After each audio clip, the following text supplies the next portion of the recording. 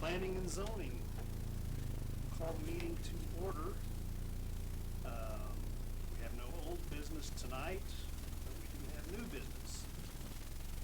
And the new business is a request for rezoning of 19.91 acres of parcel number to a PUD, planned unit development,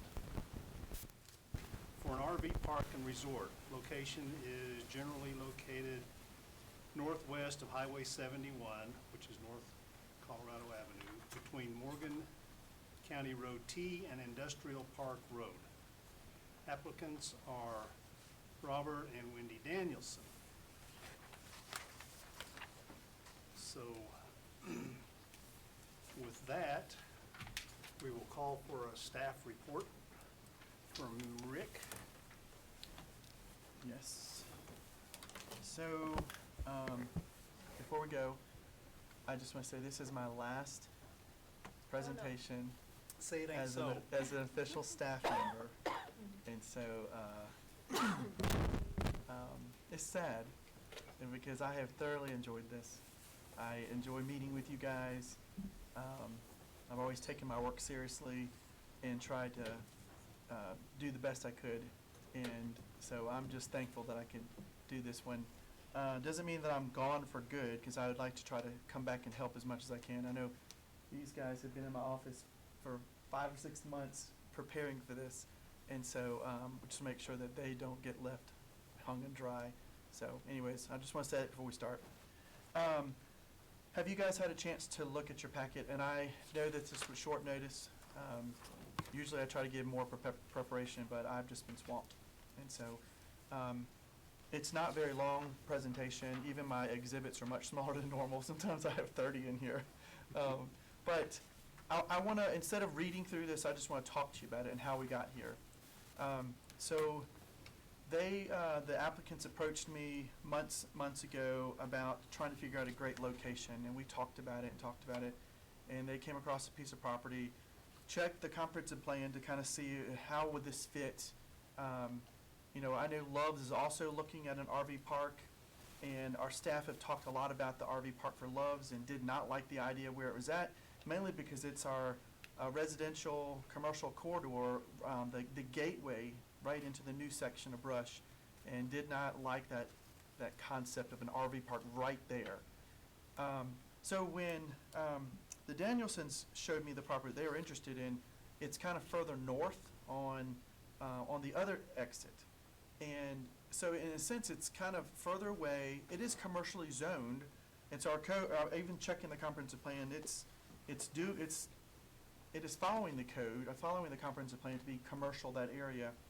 And so the Danielsons, their overall plan is to not just do an RV park, but to do many storage buildings behind that, and also an event center. So they're buying the whole plots, right?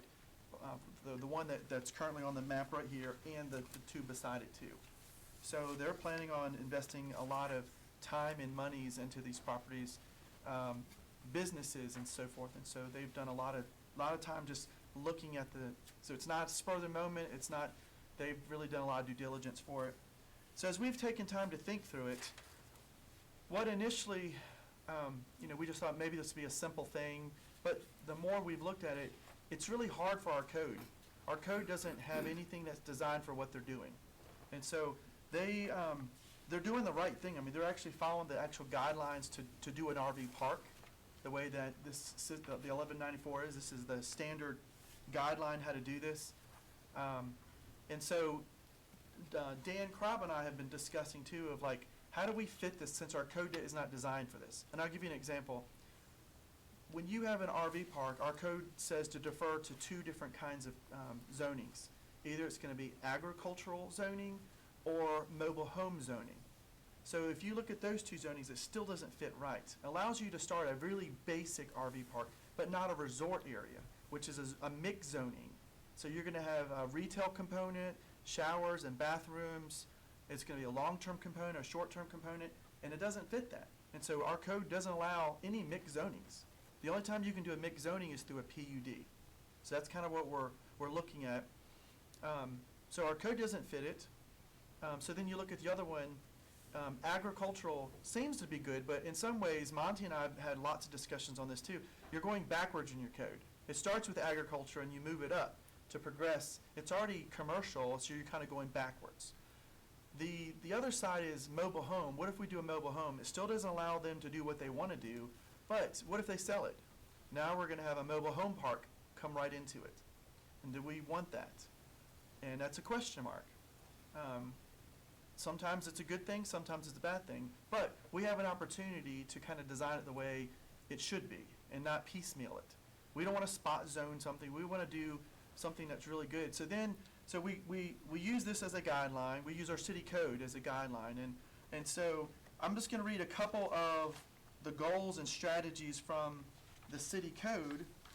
And now the city code, the comprehensive plan, this is a guide. It doesn't fit perfect. So you got to look at the principle behind it. So that's the way when I look at things, I always go, application, it's rarely going to fit. Principle always fits. Principle is a timeless truth that never changes. So you try to glean the principles to make it, give us guide points of how we do it, because applications are different. So I want to say that if you look, well, I'll just read these to you, but from our city code, comprehensive plan, we have, let's see. So goal number 6, this comes out of the housing section of our comprehensive plan. Goal number 6 says, promote the construction of new housing in Brush to accommodate growth and better meet the demand for housing in the city. So we want growth. Well, if you know anything about, well, you know about Brush, I don't have to tell you. It's tough. Listen to Matt, he's back there laughing. It's tough to get housing here. Why? Is because getting contractors here. And so to get contractors here, you have to have motels, hotels, or apartments so they can stay. Well, that's a shortage here too. So even thinking about this is a challenge. Strategy of that goal is the city shall develop regulations and guidelines to promote a variety of desirable housing types. We want housing types. It's hard enough to get housing. Strategy 6.1.2 says, monitor job creation and the housing market on a regular basis to determine if programs should be started to help promote new and different residential development or existing regulations should be modified. So from my perspective, I'm always trying to figure out, is our code good? What do we need to change? So first thing that I noticed, in our code, we need to move towards doing a RV park ordinance, because we don't have one. And the ordinance, so it allows us to understand the mixed components of that. So that's something in the future that we will be working on. Dan Krob is aware of it. But in the meantime, we're going to do some guinea pig work in order to prepare us for that. And that's why this is going to be a great example of that. Goal number 7, achieve a mix of housing types and densities in order to meet the diverse needs of the citizens. So we don't want just custom-built homes. We need affordable housing. We need apartments. We need affordable apartments. We need market-rate apartments. We need lots. And believe it or not, RV parks are part of that, because there are temporary opportunities. If we can have a nice RV park, it actually brings contractors here that can stay and build housing. So that's a great incentive for a city to have a nice RV park. The policy for that is apply flexible standards to underdeveloped residential land to allow the range of residential developments, types, densities, and price points. So that's why I said it doesn't fit this application-wise perfect, but the principle is you trying to create things in order to sustain your long-term development. We don't have housing, we need housing, so we have to create things in order to move in that direction. And I want to jump down to the last one, because this is the one that, to me, it tells us why I'm even considering this tonight. Strategy 7.1.3, encourage planned unit developments, which allows a diversity of housing types to be developed in the same area while maintaining a high-quality living environment. So our code says this is appropriate when we're considering this, and what they're proposing, the Danielsons are proposing, is not cheap RV parks at all, like in Kensingburg. I drove past that. Kinsburg. Yeah, I drove past that today and I just laughed because how bad it looks. This is not at all what they're looking. They're looking at a resort kind. It's really nice. It's going to be very groomed well with covenants, almost like a residential community, and for long-term, short-term, a mixed use of all kind of things, and I'll get into that in the site plan in just a minute. But so they are, to me, a great example of following our city code as much as we can, and then look at our comprehensive plan. What you have before you is your exhibits. A is their land use application form. We've changed it multiple times because we're trying to figure out what do we call this thing, and that's when we realized, well, our code says if it's a PUD, then you must follow the major subdivision procedures. Well, they're not subdividing this, so it's a little funky because our code doesn't meet this, but we can still use the principle behind it. So that's the spirit of the law versus the weight of the law. So we're using the spirit of the law as a guide, saying, okay, well, if you think about the major subdivision, it goes through 3 phases. You have a rezoning to make sure you can't do anything until it's zoned properly. That's why we're here today. We're trying to rezone it to set us up so that we can come back and do actually the PUD nuts and bolts. So it's 3 parts. You have your rezoning, you have your preliminary plat. So in this case, we're not calling it that. We're going to call it a preliminary development plan. And then your final would be the final plat for the major subdivision, but we're not subdividing it, so we're going to call it the final development plan. So you have a preliminary and a final, just like any other development. And between those, there's called an SIA. I think you're familiar with this since I talked about it last time. The subdivision improvement agreements. That's where we spell out all the details of the whole development. So this is the first stage of that. So just to make sure you understand where we are in this. We have to zone it properly so then we can start building the preliminary designs that we'll bring back to you to be able to see it. And so they have paid, there's the receipt. I did not give that in your packet, but it's here if you want to see it. A letter of intent is what I call this part. This is what their narrative, what they intend to do. So in the details of in the staff report, it mentions how many spaces they plan to put. That's 87. I'll highlight that. 6 cottages is another thing that they're planning on doing. They will have a building in the center that will be retail, where you can buy stuff for convenience, and there'll be showers and a bathroom as well. And a laundry room, which is really important. So essentially a KOA. Yes. Yeah. Yep. So then if you go to Exhibit C, which is the sketch plan is what I'm calling this, you can kind of see the layout. Now, again, I'm calling it sketch plan. It's like the concept. It's just for your information because we're going to zone this in order to do this, and this will be vetted in the next round really hard. But you can see that everything that they've done has followed this standard already. And this is the rule book of how to do an RV park. And so from road widths to all that stuff, that goes into it, making sure that a fire truck can turn around properly. So it follows all of the guidelines in there. What we'll do then, this is a standard, but then we'll vet it with 2 other things. We'll vet it with our city code, but this is a PUD, so allow some adjustments. That's the only time you can adjust the code. But then secondly is Dan Krob has also done RV park resorts, and he's going to take the ordinance that he used from one of his other developments towards the Front Range and use that as a guideline for us. And then we'll use that kind of to tweak it a little bit to make sure it fits our standard, and then we may use that once we tweak it as then our ordinance. So we can kind of use this in a good opportunity to form what we really need for future, because as brush grows, we may see more of these, and since Loves is coming back, we want to make sure that that is thought through very well. Also to highlight, on your staff report, I kind of put on there open space requirements. PUD requires 25% of open space, and I gave you the numbers there of how that breaks out, and I don't remember offhand, but if you turn to page 2, it shows the total acres is 19.91, so almost 20 acres. The total lot area is 867,000 square feet.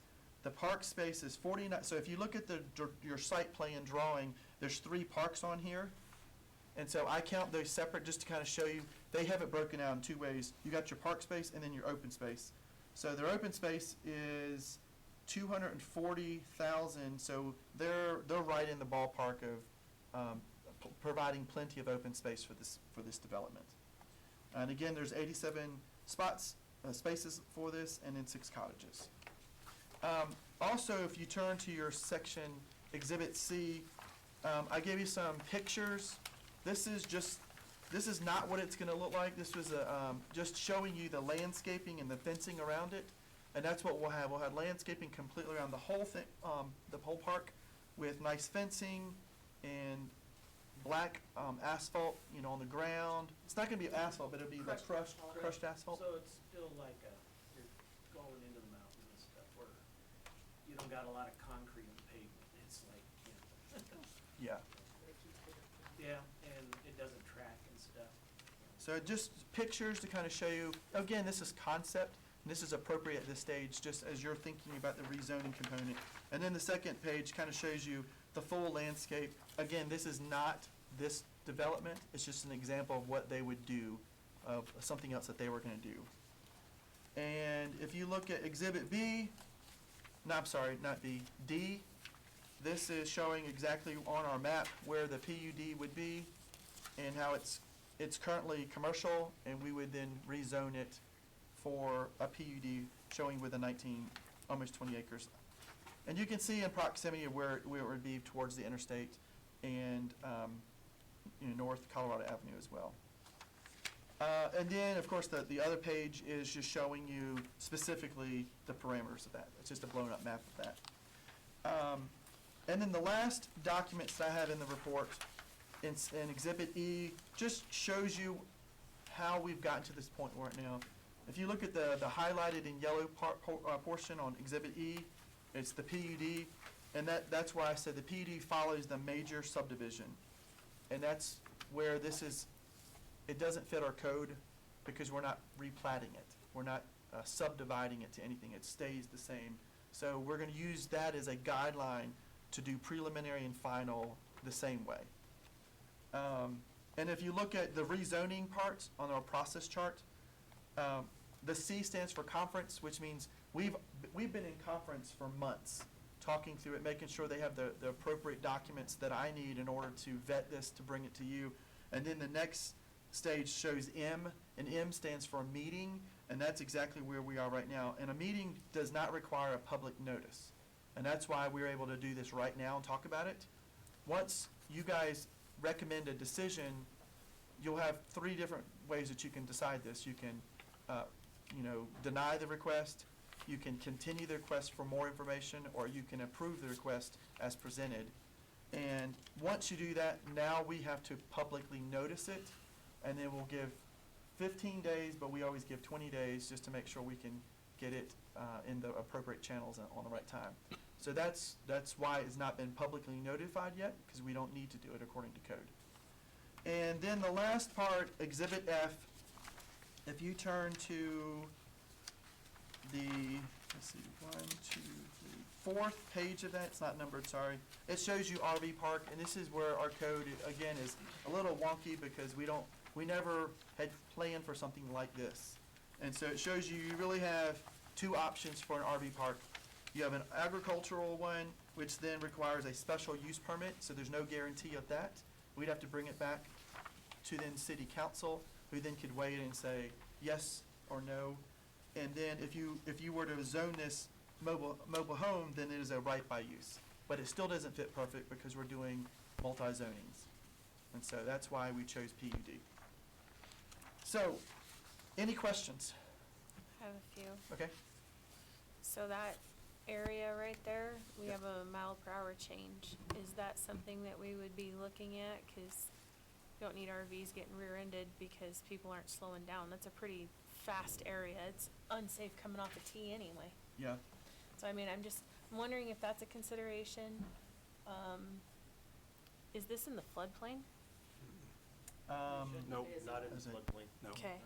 The answer for the speed limit there, if you're coming off of 71, more than likely a traffic study has to be done, and it has to be approved, any access points off there by CDOT. And so that'd probably be the first thing that they would look at, is it better to go to road T and turn in, or is it direct access right off of the highway? There is an old access still there On off of 71. 71. Yeah, and so with CDOT, what we've learned, because we've had old accesses too, and they say if it hasn't been used in, a certain amount of time, you have to do one regardless. Yeah. So- When we contacted CDOT, they said that they would work with the city of Brush and decide up to you guys. Right.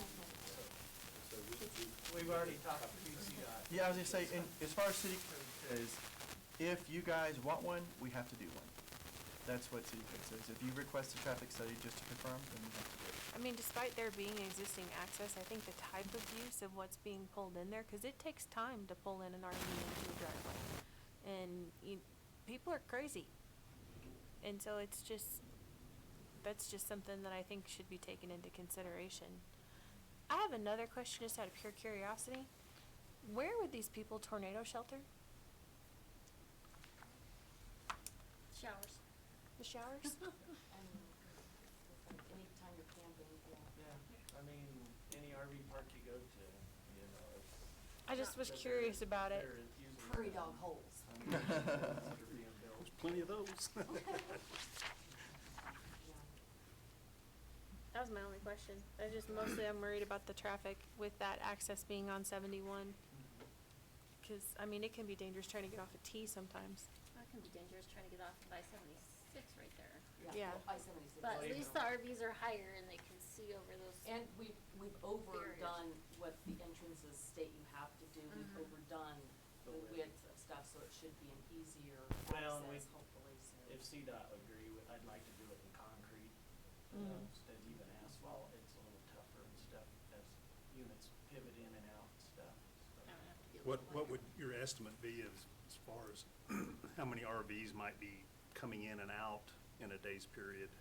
It usually be in the evening, usually for the travelers and stuff, long term, it just could vary and stuff, I mean, even where Wendy works at the hospital, there's a couple doctors that RV at the other, in Fort Morgan, and they said they'd use it over here if they had one to use. So as far as during the evening, what, a dozen maybe or so? Yeah, probably, Possibly. I guess, yeah. I mean, it's not a vacation destination. It's gonna be a pass-through or a little bit longer term stay, so. That's why we really wanna make it really inviting, so, It's not gonna be if a they wanna parking stay a lot. couple days, then they can go to the restaurants and local places, spend some money and stuff, the winery over in Fort Morgan and stuff. Sure. We've even helped them, get on a plan with RVing over there, with The dry camping. yeah, with the dry camping and stuff, and once they signed up, they immediately saw 3 RVers, and they, every weekend now, they park over there. Yeah, Mhm. it's called Harvest Host. They Harvest can- Host? You can camp for free, dry camp as long as you spend money with the. The distilleries do it, there's a lot of, like over in Yuma County, there's, some ranchers that do, steak fries, and so they'll have RVers, even from Fort Collins, cause we visit a few people at different places that we've been at. Again, it's not a parking lot. It's not a gravel parking lot. That's one thing we insist on. And if you look at the properties that we do own, like the pictures in there, that's one by our shop that we were hoping to do. We keep it nice. I like That's the- why we added the word resort to it, because it's gonna be inviting. Well, and as it becomes more No. known, Mhm. people, RV people go across the country, Oh, they can plan their stays Yes, and. it's I think it's an 71, excellent it's location, 76, on the yeah. way to McConaughey, on the way to Sterling, Pruitt, on the way back, and, Yeah. so. I think it's a And great that's addition why to I that like it. area. Oh, I love it, I think it's a great idea. Do, crushed, asphalt, because with the green grasses in between each RV, gonna they look get a even- pop more yeah. with trees and stuff. Yeah, I love the landscaping that you have in there and, Well, we're gonna do an actual rendering, rendering of, What this this one. one would look like. And, we're having that worked on now, so you'll see an aerial view and a side view of actually what it'll look like. And all the fencing all the way around will be like a, post and dowel, wood, post and dowel, 3-rail. So like what you'd see in the, mountain parks and stuff, so. Don't get me wrong, I do love it. I think I it's a know. great Oh, it idea and a is. great location. I But just that's am not something I thought of, Yeah, I'm strongly concerned right there as far as the So, safety. like, Jellystone, Larkspur, I really like that one. And then there's one at Granby that's just, been open a couple years, and that's kind of what I wanna base ours on. We're not doing a pool, you know. Yeah, Oh, just Just for golf, but. insurance you can access purposes and it. stuff like We that. could have like a little mini golf. How about a gun range? We're not doing whack-a-mole. So you guys mentioned like covenances and stuff like that, or you're gonna try to keep the RVs that are in it, Presentable Fairly RVs, nice. it's like, yeah, Yep. yeah. like not hay bales around it all year long? And Yeah, Exactly. it's, actual vinyl skirting would be required if they're extended. I don't want styrofoam or hay bales. I That want would- it to look nice as you drive For by everybody. whatever units. I drove through the Good Sam out there by Morgan. Uh-huh. It's been a few months ago, and holy cow. Yep. I know. And then, we'll probably have an age limit on RVs if it's just coming through, except for there, a lot of vintage ones are restoring that are really high-end now, so I gotta figure out how we'd word it. I just don't want junk Well, parked in there. Yeah. and you charge enough to make it reasonable, but that you're gonna keep it nice, Deter, you know? yeah. So, I was gonna ask another question. Like the entrance, I wanna do like a rock pillar type entrance, with some, probably 6x6 posts. And then throughout the park, lighting, it would be LED where it shoots down so it's not annoying, but everybody will have, where they can access around the park, including emergency units and stuff. and it's not a party all night park, Yeah, you know? be curfews and stuff. Will you have like a host then on site? I figure that's the best way to manage it is to. You live up the road, yeah, and if you don't, people fight. But I mean, seriously, we'll have somebody there, we're literally shooting. So,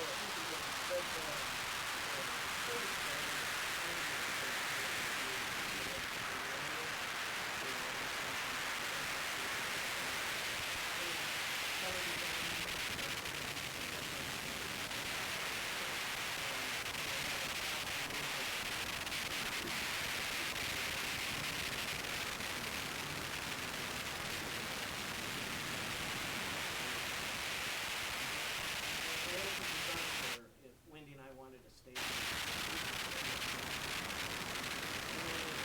Patios on the side, with, gas fire pits where people can come and hang out in the evening and stuff too like that. Can I vacation in my own town? Staycation. You know, and a lot of the younger people, the millennials are, they've got RVs now, There's- they can't afford homes. and they Well, travel. thirties and forties, there's, if you follow it on, YouTube or TikTok, there's a lot that they just travel ever since COVID. And they laptop and everything from their RVs and they travel coast to coast.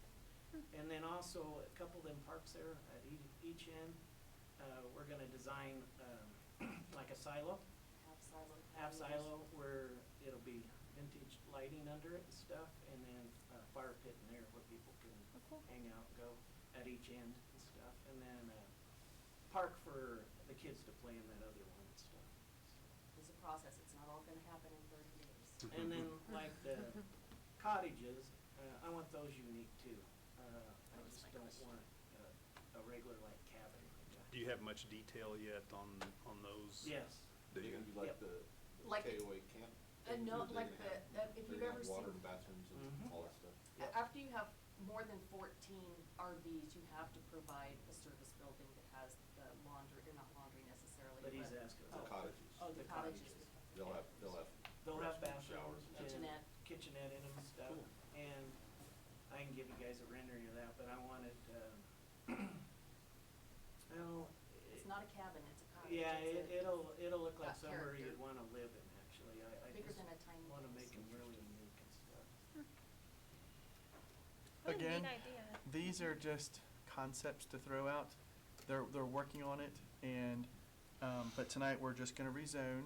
That's all we're doing, and then the next stage would then that, once you make a decision, it would then go to council as a hearing, and then we would have to, if it gets approved, then we would come back with preliminary development plan, where you would see details again, we would vet it all over again, and if we can tweak it, because it's a PUD, so we'll have a lot more opportunity that, and once you approve that, then we're gonna go into the real nuts and bolts of the SIA, so we'll see all the details. So what you see here will be just more details coming out, and Yeah. you'll see the renderings of the cottages and the Well, and pads.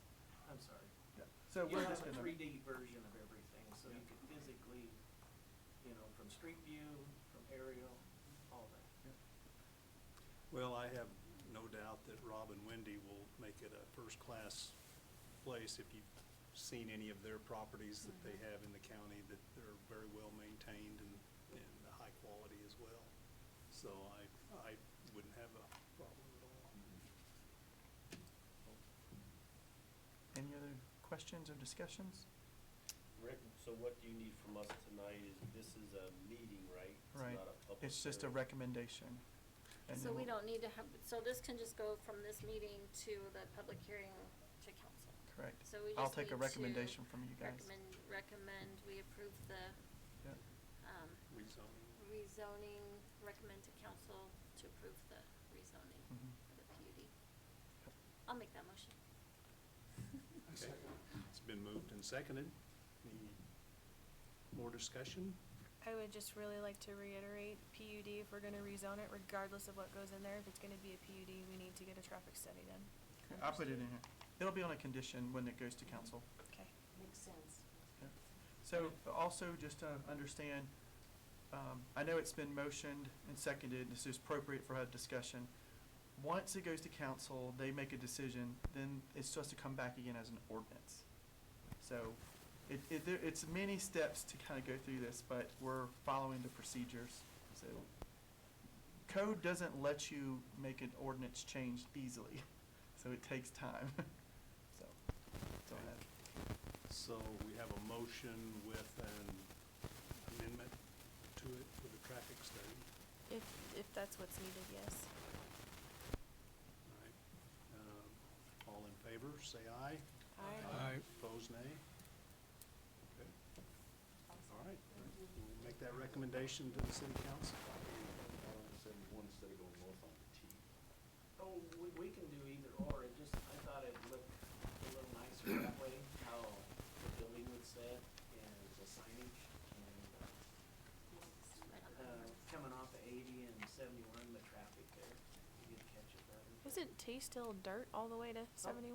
No, we live on T, so it's all black You know, now. if you went out on T, then you go right or left and get to 76 Mhm. both ways. Yeah. But there's also, people that live on T, up on the corner of T, and not that From that's. Mullen? We don't Yeah, care. Who cares? Martin Lake has places, we take care of the prairie dogs, he'll be happy.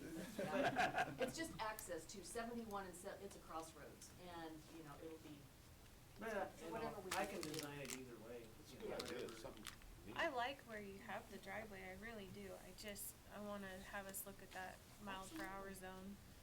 I mean, my own son was T-boned right over the top of that interstate, so I believe it. it's. Yeah. That's terrible, yeah.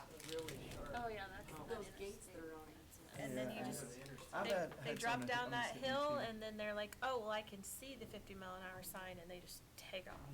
Or you got the ones that are coming in, Yeah. and they're coming from a 50-mile-an-hour zone. So I mean, I like the way you have it laid out, I really, really do, but that mile per hour zone right there, And if it warrants that we do something different, That'd yeah. be pretty awesome. I'm we wanna be, flexible on we it. wanna be safe, Yeah. we're gonna have a security system, yeah. It sounds wonderful. Give a vacation in my own town. Do you like the name, Tall Grass? I do, actually, although it reminds me of an oil and gas company. Well, it does. But I wanna do a theme, so throughout the park, we'll have, Tall Grass? Lots of tall grass. yeah, and when we've down in Metal Texas, there's sculptures. some stuff that will grow, 20 feet high, and I thought that would look kinda cool. Yeah. And Create then some it sense seems of like privacy, everybody's gotta too. do a selfie, so it'll just mark Yeah. the spots better, 'cause We wanna make it, marketing, we've got for marketing marketing people and helping us. stuff. I want that something unique. Someone, the young kids can, the selfie people can market it for us. They'll put it Yeah. out there on Instagram. Sure. and- Yeah. Fantastic. I just kinda Absolutely. wanna put brush on the. That's on the awesome, map. yeah. don't disagree. Thank you for doing that. Yeah, yeah, I think it's a great idea. Well, they have been, I wish all the developers were like them that I've been working with. They have been excellent, so really You appreciate it. just want cookies. Which will be available at. I have little camper cookies. First sell at the I convenience put a store little at coffee the shop middle. in Yes. Okay, Nice. all right, very good. If no one has any other new business to discuss, I'll ask for a motion for adjournment. So moved. So moved, Second. moved and seconded, all in favor? Aye. Okay, all opposed? I didn't hear any nays, so. All right.